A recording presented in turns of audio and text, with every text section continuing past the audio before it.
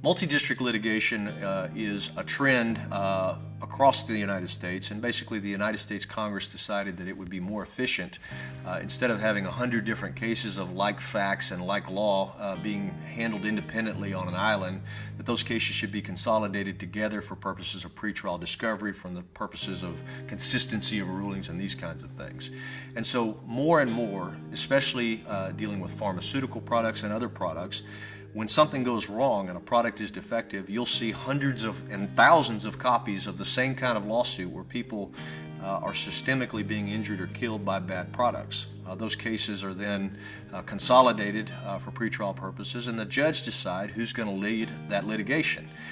We've been involved in multi-district litigations for many years now, and increasingly are being called upon by federal judges across the United States to serve on these committees that lead the litigations, that take the key depositions, that try the case, and get the cases ready on behalf of everybody.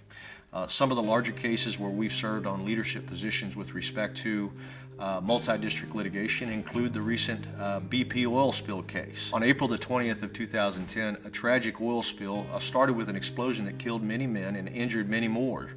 Unfortunately, it also resulted in an oil spill that lasted for some 85 days and completely fouled the beaches of Louisiana and Mississippi and Alabama and parts of Florida, all throughout the Gulf Coast. Guerra has been called upon to represent thousands of people who saw their livelihoods stop when tourism throughout the Gulf Coast stopped for an entire season. And I don't know about most people, but when your income stops for an entire year, the mortgage doesn't stop. And so these people were grievously damaged and deserve representation. In addition to the BP litigation, we've worked on a variety of different drug litigations involving pharmaceutical products, and have taken a leadership role with respect to the litigation of those products as well.